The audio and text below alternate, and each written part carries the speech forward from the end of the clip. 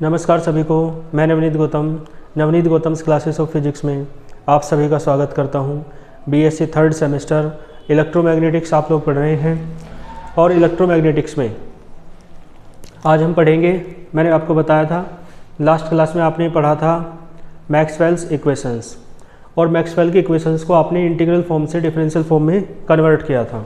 आइए अब हम डिफरेंशियल फॉर्म से इंटीग्रल फॉर्म में कन्वर्ट करेंगे, बिल्कुल इजी है।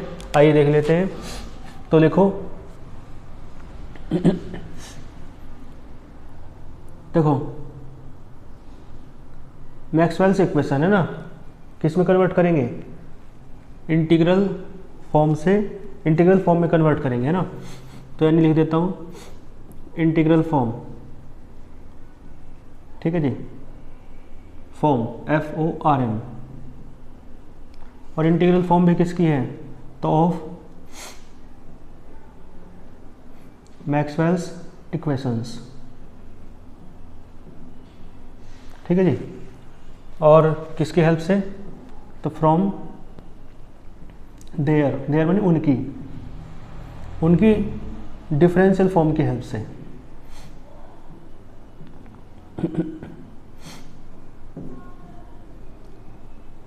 ठीक है जी, उनकी डिफरेंशियल फॉर्म की हेल्प से आपको कन्वर्ट करना है मैक्सवेल की इक्वेशंस को, किस में? इंटीग्रल फॉर्म में। तो सबसे पहले बात कर लेते हैं फर्स्ट इक्वेशन की।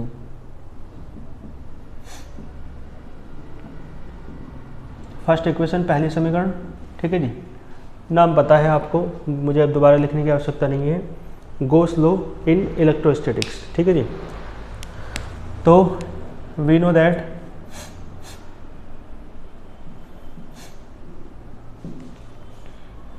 मैक्सवेल्स फर्स्ट, ठीक है जी, इक्वेशन, मैक्सवेल्स फर्स्ट इक्वेशन, ठीक है। बताओ क्या होती है? आपको याद होगा डाइवर्जेंस ऑफ वेक्टर डी बराबर क्या था? रो के बराबर था, यही तो थी। और इसे आप लिख सकते हो ऐसे, देखो दोनों तरफ का वॉल्यूम इंटीग्रल ले लो। तो मैं लिख देता हूँ taking volume integral on both sides, ठीक है जी। ऐसे हो जाएगा, वॉल्यूम इंटीग्रल आया इधर, इधर भी क्या आ जाएगा? वॉल्यूम इंटीग्रल, ठीक है जी। हाँ, वॉल्यूम इंटीग्रल आता है तो डीवी और आता है मल्टीप्लाई में, इनटू में डीवी और बराबर इनटू में डीवी। ये याद होगा आपको किसका फॉर्मूला है, मैंने कल भी कई बार यूज किया है इसका। ये होता है चार्ज, ठीक है जी। और ठीक है, वेक्टर डी की वैल्यू रख लो, है ना, यहीं लिख दो। वेक्टर डी बराबर किसके था? आपको याद है, epsilon note into vector E. तो वॉल्यूम इंटीग्रल क्या आएगा? डाइवर्जेंस, या बाद में रखें? चलो बाद में रख लेना, है ना। तो आप खुद मुझे देख के बताओ, डाइवर्जेंस यानी इधर तो है वॉल्यूम इंटीग्रल, है ना। और आपको एक थ्योरम पता है जो सरफेस इंटीग्रल को वॉल्यूम इंटीग्रल में बदलती है, वो थ्योरम लगा दो, उसे कहते हैं Gauss divergence theorem. From Gauss divergence theorem, ठीक है जी। मैंने एक, देखो आप खुद बताओ मुझे, सरफेस इंटीग्रल को किस में बदलती है? वॉल्यूम इंटीग्रल में। या ऐसे कह दो वॉल्यूम इंटीग्रल को सरफेस इंटीग्रल में। तो आपको याद है थ्योरम, है ना, इस तरीके से रहता है। सरफेस इंटीग्रल वेक्टर वही रहता है जो यहाँ पर है, ठीक है जी, इस तरीके से हो सकता है। और इधर क्या रहता है, volume integral divergence of vector D into D V. ठीक है जी, तो खुद देख के बताओ आप लोग, ये इसके बराबर है, ये इसके बराबर है, तो ये दोनों भी आपस में क्या होंगे, बराबर। यहाँ ये इसकी जगह क्यू जो रखना है ना, वो चाहे बाद में रख लेना। ठीक है, चलो मैं यहाँ से रफ कर देता हूँ। कैसे कर सकते हो, मतलब करना आपको वही सारे काम हैं, पहले कर लो बाद में कर लो, कर दे सारे वही काम हैं। तो बताओ, मान लो इसे फर्स्ट डाल लिया और इसे सेकंड, तो फर्स्ट और सेकंड से क्या आएगा, from equation first and second we get, देखो क्या मिलेगा, ये इसके बराबर, ये इसके बराबर, तो ये दोनों बराबर हैं, तो ये दोनों बराबर होंगे, तो ये आ जाएगा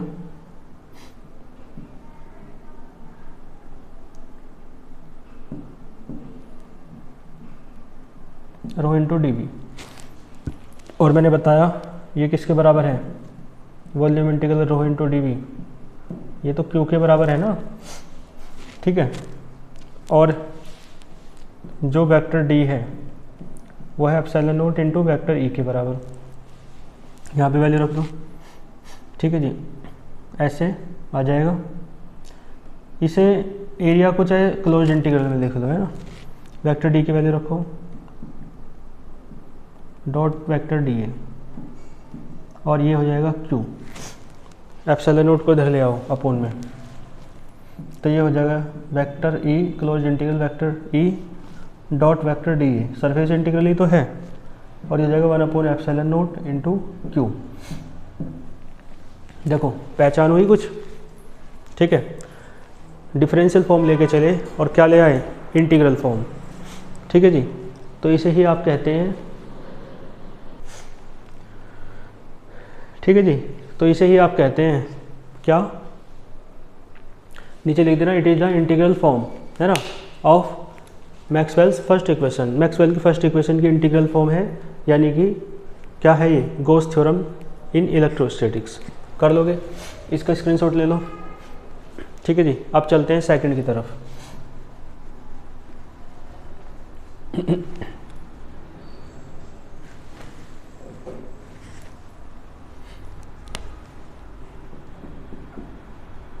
सेकंड, ठीक है जी, सेकंड इक्वेशन। तो यहाँ फर्स्ट की जगह क्या जाएगा,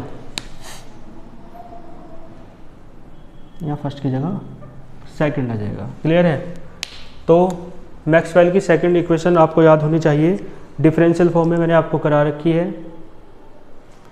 ठीक है जी, तो बताएं यहाँ पर जो डाइवर्जेंस ऑफ वेक्टर डी है, इसके स्थान पर बी आ जाता है और रो के स्थान पर क्या आ जाता है, 0, यानी डाइवर्जेंस ऑफ वेक्टर बी बराबर 0। तो ठीक है जी, इसे बी कर लेते हैं बस, और ये क्या हो जाएगा, 0। ठीक है जी, ये सेकंड इक्वेशन है मैक्सवेल की डिफरेंशियल फॉर्म में। यहाँ पे ये और लिख दो, Maxwell second equation in differential form, first वाली डेरिवेशन में भी लिख देना। ठीक है, डिफरेंशियल फॉर्म को लेके चल रहे हैं ना, taking volume integral on both sides. इधर तो कुछ है ही नहीं, तो 0 ही रहेगा इधर तो। ठीक है जी, ये इनटू है, कभी डॉट समझो, गॉस डाइवर्जेंस थ्योरम लगाओ, बी आ जाएगा। ठीक है जी, यहाँ भी बी आ जाएगा। देखो डाइवर्जेंस ऑफ वेक्टर बी है ना इंटू डी वी, इसकी जगह ये रख सकते हैं ना, यानी ये दोनों बराबर, तो ये दोनों भी क्या होंगे, बराबर। इसका मतलब यहाँ बी आ जाएगा और यहाँ सब क्या आ जाएगा, 0, यहाँ तो 0 ही है। ठीक है जी, बस। ठीक है जी,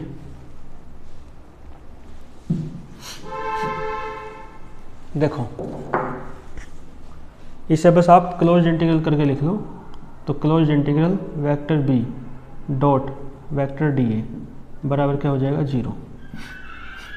देख लो, यही है इंटीग्रल फॉर्म किसकी, मैक्सवेल की सेकंड इक्वेशन की। आप मैच कर सकते हो, है ना। तो it is the integral form of Maxwell's second equation. कर लोगे? तो इसमें तो कोई ज़्यादा कठिनाई आई नहीं, ये बिल्कुल उसके जैसी ही हो गई, सिमिलरली करके हमने ज़्यादा कुछ इसमें किया नहीं। इसका भी आप स्क्रीनशॉट ले लो। अब चलते हैं थर्ड इक्वेशन की ओर। ठीक है जी, तो मैं यहाँ से रफ कर देता हूँ, थोड़ी सी अलग है वो। तो हेडिंग क्या हो जाएगी आपकी? Third equation. ये है तीसरी वाली। ठीक है जी, और यहाँ क्या आ जाएगा? Third.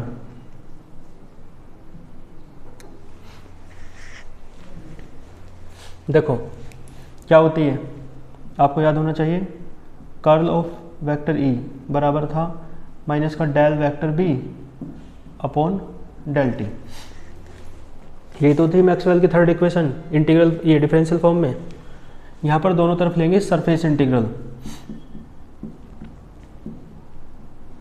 Taking surface integral on both sides. ठीक है जी, तो सरफेस इंटीग्रल चाहे तो क्लोज इंटीग्रल करके लिख लो, चाहे नीचे ए लगा लो, कोई दिक्कत नहीं। बस सरफेस इंटीग्रल में डॉट में वेक्टर डी ए आना चाहिए, मेन बात ये है। ऐसे इधर del vector B upon del T तो है ही, डॉट में वेक्टर डी ए आ जाएगा सरफेस इंटीग्रल में। ठीक है, तो लाइन इंटीग्रल को सरफेस इंटीग्रल में बदलने वाली थ्योरम लगाएंगे, इसे कहते हैं स्टोक्स थ्योरम।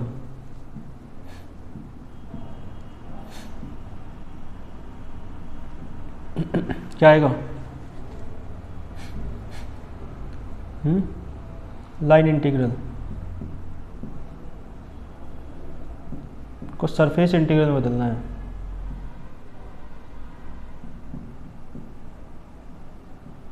ठीक है जी, ये होती है थ्योरम, स्टोक्स थ्योरम। देखो ये दोनों बराबर है, तो ये दोनों भी कैसे होंगे? बराबर। सो चाहो तो इसे फर्स्ट सेकंड डाल दो, फ्रॉम फर्स्ट एंड सेकंड ऐसे करके लिख लो, नहीं तो डायरेक्ट भी लिख सकते हो। ये दोनों बराबर हो जाएंगे।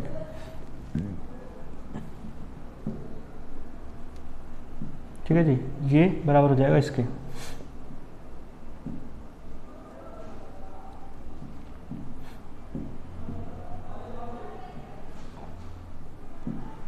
ठीक है जी, क्लियर है? ये डेल अपॉन डेल टी बाहर निकाल लो,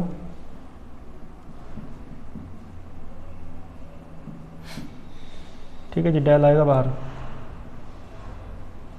तो डेल बाहर आकर डी बन जाता है, तो डी अपॉन डी टी ना हो जाएगा,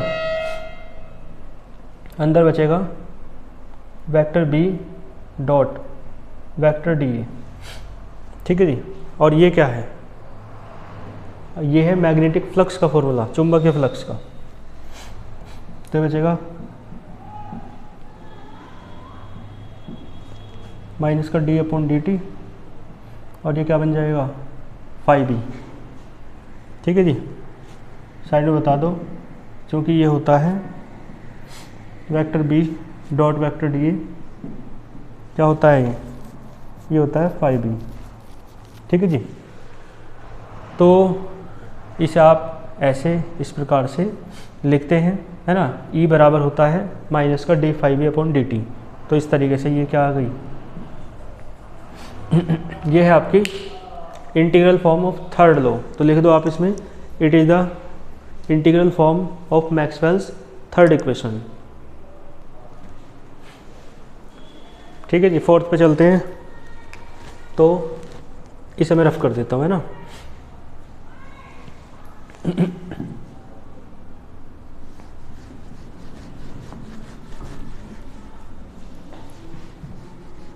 देखो फोर्थ इक्वेशन आपको पता है कौन सी वाली है? एम्पियर मैक्सवेल सर्किटल लॉ, है ना?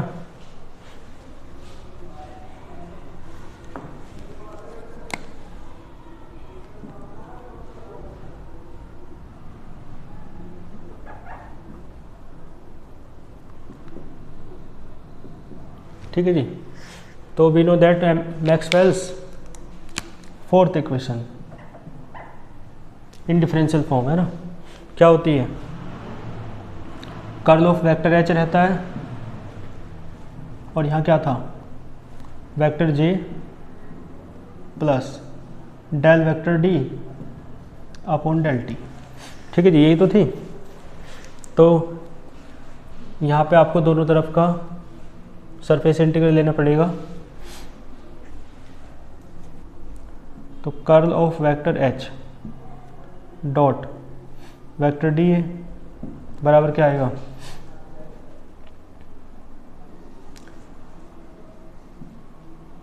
Vector J plus del vector D upon del T, dot में क्या आएगा,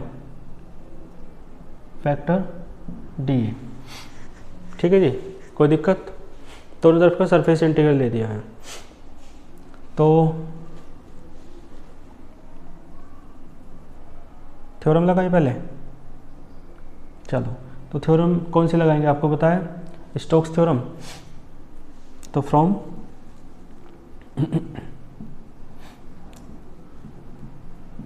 स्टोक्स थ्योरम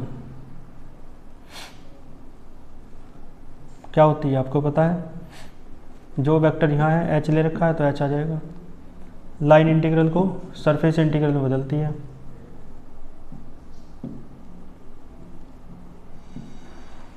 ठीक है जी, देखो ये दोनों बराबर हैं तो ये दोनों भी क्या होंगे, बराबर। सो ये लिख लो, चलो पहले ये, चलो पहले एक बार लिख लें, vector J plus del vector D upon del T और डॉट वेक्टर डी। ठीक है जी, एच की जगह वैल्यू रख लो। देखो आपको पता होगा म्यू नोट बराबर होता है vector B upon vector H. तो यहाँ से वेक्टर एच आ जाएगा, वेक्टर एच क्या आएगा, यहाँ से वेक्टर एच आ जाएगा vector B upon mu naught. ठीक है, वेक्टर एच की वैल्यू रख दो, क्या आएगा, vector B upon mu naught, dot में है वेक्टर डी एल और इधर मल्टीप्लाई कर दो, close integral vector J dot vector D A plus close integral vector D del vector D over del T और डॉट में है वेक्टर डी ए। ठीक है जी, ये म्यू नोट बाहर निकाल लो। तो 1 अपॉन म्यू नोट बाहर आया, close integral vector B dot vector D L बराबर आएगा। ठीक है जी, इसे ऐसे लिख लो, डी ए तो आ ही रहा है, सरफेस इंटीग्रल करके लिख लो ऐसे, और इसका डेल ओवर डेल टी बाहर निकाल लो, तो डी अपॉन डी टी हो जाएगा। ठीक है जी, वेक्टर डी ओवर वो डॉट वेक्टर डी ए। ठीक है, देखो 1 अपॉन म्यू नोट, ये ऐसे रहने दो, ये देखो आई ना है, आई है ना, और आई भी कौन सा, आई सी कंडक्शन करंट। ठीक है, और यहाँ पे डी अपॉन डी टी ऐसे रहने दो, इसकी वैल्यू रख दो। वेक्टर डी का फॉर्मूला है epsilon naught into vector E, तो क्या आएगा, epsilon naught into vector E dot vector D A. ठीक है जी, 1 upon mu naught vector B dot vector D L I C plus epsilon naught बाहर निकालो, डी अपॉन डी टी बाहर है ही, और ये हो जाएगा vector E dot vector D A. Clear है, देखो 1 upon mu naught close integral vector B dot vector D L बराबर I C plus epsilon naught, और ये क्या है, फाई ई ना है, ये इलेक्ट्रिक फ्लक्स साइड में बता दो, फाई ई होता है वैद्युत flux, electric flux, close integral vector E dot vector D A, और म्यू नोट को इधर ले जाओ तो close integral vector B dot vector D L बराबर आ जाएगा म्यू नोट ये क्या आएगा आई सी प्लस, ये आई डी ना है, जब मत रखो आई डी की वैल्यू, पता तो है ही कि इस तरीके से भी कौन होता है, ये भी तो एक रूप था, एक फॉर्म थी एम्पियर मैक्सवेल सर्किटल लॉ की, और वही क्या है मैक्सवेल की फोर्थ इक्वेशन है इंटीग्रल फॉर्म में। ठीक है जी, तो इस तरीके से ये मैक्सवेल की फोर्थ इक्वेशन का इंटीग्रल फॉर्म भी हमने प्राप्त कर लिया।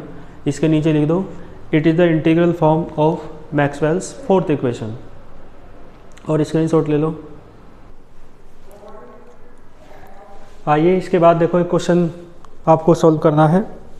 लिखा है यूजिंग मैक्सवेल्स इक्वेशन, आपको मैक्सवेल की इक्वेशन यूज करनी है। ठीक है, ये वाली दे रखी है, और ये कौन सी इक्वेशन है आप खुद बताएं। ठीक है, बताओ, यदि आप नहीं बता पा रहे हैं, बता रहे हैं तो ठीक बात है, यदि नहीं बता पा रहे हैं तो मैं आपको बता दूं। फोर्थ इक्वेशन है curl of vector H, curl को आप डेल क्रॉस करके लिख सकते हैं, और वेक्टर एच की वैल्यू रख रखी है vector B upon mu naught इधर ले गए, समझ गए। चलो बस रूपांतरण का रखा है, रूप बदल रखा है, तो आपको प्रूफ करना है ये। ठीक है जी, इसे आप लिख सकते हो divergence of D vector D बराबर रो। ये बताइए कौन सी इक्वेशन है, ये है फर्स्ट वाली, तो फोर्थ को लेके चलना है, फर्स्ट वाली लानी है। इस तरीके से भी क्वेश्चन दे रखा है, ये दे देते हैं, तो आओ देख लेते हैं, उसे लेके चलो।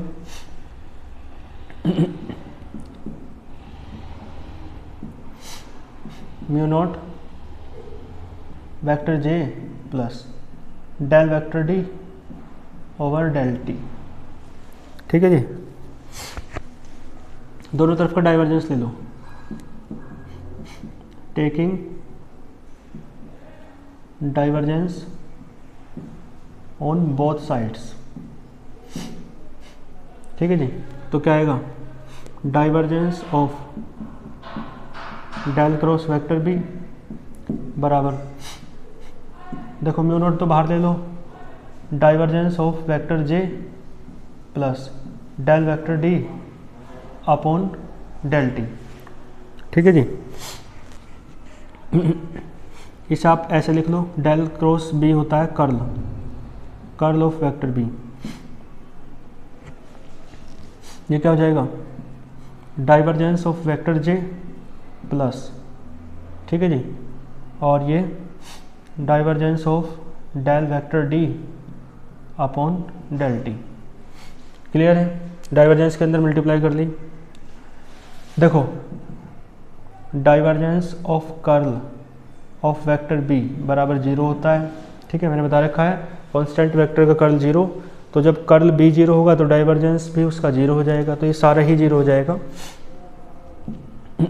Mu not divergence of vector J plus, एक काम करो डेल ओवर डेल टी बाहर कर लो, और डाइवर्जेंस जो है इसे आप डी के साथ लिख लो, डाइवर्जेंस ऑफ वेक्टर डी, इस तरीके से, है ना। म्यू नॉट तो 0 के टाइम पहुंच जाएगा, तो क्या बचेगा divergence of vector J plus del over del T into divergence of vector D, और बराबर में क्या 0। इस इक्वेशन की कंपैरिजन कर दो, तो on comparing the above equation, है ना, यानी यही जो इक्वेशन लिखी है इसकी कंपैरिजन कर रहे हैं आप। ठीक है, किससे कर रहे हैं, तो विद इक्वेशन ऑफ कंटिन्यूटी।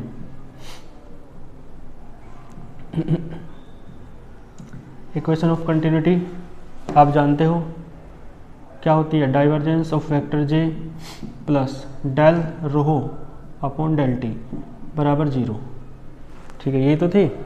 तो देखो ये दोनों same, del over del T same, तो रो किसके बराबर है डाइवर्जेंस ऑफ वेक्टर डी के। यहाँ से ये मिलेगा डाइवर्जेंस ऑफ वेक्टर डी बराबर किसके आया रो के, और यही तो आपको प्रूफ करना था। इस रूप में लिख रखा है तो आप ऐसे लिख सकते हो। डाइवर्जेंस का मतलब होता है डेल डॉट, ठीक है, जो वेक्टर है उसी के साथ डॉट प्रोडक्ट डेल की, ठीक है जी, हैंस प्रूव्ड।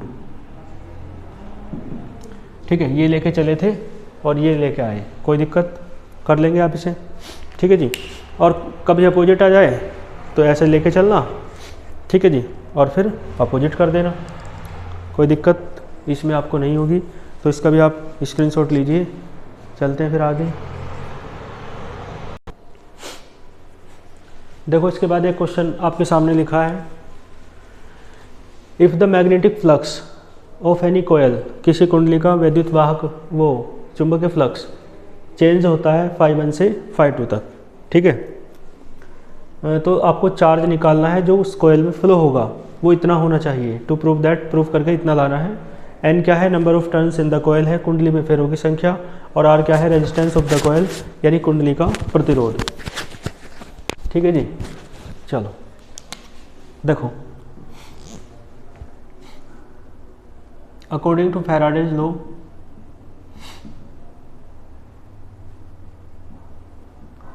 फैराडे का नियम आप जानते हो, है ना, इसके हेल्प से इंड्यूस्ड ईएमएफ बताओ क्या होता है, ठीक है जी। इंड्यूस्ड ईएमएफ क्या होता है, ई बराबर होता है माइनस का N D phi upon D T, ठीक है जी। फाई बी लिख सकते हो, फाई लिख लो बस सिंपली। तो देन आप करंट का फॉर्मूला क्या होगा, ओम्स लो बताओ, आई बराबर वी अपॉन आर होता है, लेकिन वी की जगह यहाँ ई की बात करेंगे। इंड्यूस्ड ईएमएफ विद्युत वाहक बल किसके स्थान पर, पोटेंशियल डिफरेंस यानी कि विभवांतर के स्थान पर। तो आई बराबर क्या आएगा, 1 अपॉन ई की वैल्यू रख दो तो माइनस का माइनस है ना, आर अपॉन में जाएगा बस D phi upon D T, E का मान रख दिया यहाँ पे, ठीक है। आई आ गया, हमें तो चार्ज निकालना है, तो देन चार्ज, ठीक है जी। तो एक फॉर्मूला है फ्रॉम, आई बराबर होता है D Q upon D T, तो डी क्यू बराबर क्या आएगा, आई इंटू डी टी, आई की वैल्यू रख दो ऊपर से, तो डी क्यू बराबर आई की वैल्यू रखो माइनस का N upon R into D phi upon D T, और इंटू में ये डी टी, तो डी टी से डी टी कैंसिल हो जाएगा, तो डी क्यू बराबर माइनस का N upon R into D phi, ठीक है जी। क्लियर है, तो डी क्यू बराबर माइनस का N upon R into D phi, कोई दिक्कत नहीं है। दोनों तरफ का इंटीग्रेशन कर दो, इंटीग्रेटिंग, क्योंकि डी क्यू की हेल्प से यदि क्यू निकालना है तो फिर इंटीग्रेशन ही करना पड़ेगा। तो इंटीग्रल डी क्यू, इधर माइनस बाहर दे दो, N upon R integral N upon R, और डी फाई, देखो फाई आ रहा है और फाई कहाँ से चेंज हो रहा है, φ1 से लेकर φ2 तक, तो लिमिट आ जाएगी φ1 से लेकर φ2 तक। लिमिट उसकी आती है जो डी के साथ आता है। ये डिफरेंशियल और इंटीग्रल कैंसिल हो जाएगा, तो हो जाएगा क्यू बराबर माइनस का एन अपॉन आर बाहर निकाल लो, ठीक है जी। और डी फाई का इंटीग्रल करोगे तो फाई बचेगा, और लिमिट है φ1 से लेकर φ2 तक, तो माइनस का एन अपॉन आर ये हो जाएगा φ2 माइनस φ1, ठीक है जी। तो Q बराबर n अपॉन आर, बल्कि ऐसे लिख रखा n, देखो माइनस के अंदर मल्टीप्लाई करोगे तो ये ना आएगा φ1 माइनस φ2 और अपॉन आर। देखो यही तो प्रूफ करना था, तो प्रूफ हो गया है, हैंस प्रूव्ड, ठीक है जी। कर लोगे आप इसे, तो ये क्वेश्चन भी आपका कंप्लीट हुआ, ठीक है। देखो इसके बाद एक चीज़ मैं आपको घर से करने को दे रहा हूँ। घर से क्या, बस हेडिंग डाल के मैं थोड़ा सा बता दूँ क्या करना है, और ये बहुत बार पूछता है, इम्पोर्टेंट है। मतलब हेडिंग है आपकी physical significance, of Maxwell's equations. ठीक है जी, हिंदी में कहेंगे मैक्सवेल की समीकरणों का बल्कि मैक्सवेल की समीकरणों की भौतिक महत्ता या भौतिक सार्थकता। ठीक है जी, तो भौतिक सार्थकता या भौतिक महत्ता के लिए आपको कुछ नहीं करना, हेडिंग डालेंगे। पहले तो ये लिख देंगे physical significance of Maxwell's equations are as follows, है ना। मैक्सवेल की समीकरणों की भौतिक सार्थकता या भौतिक महत्ता निम्नलिखित है।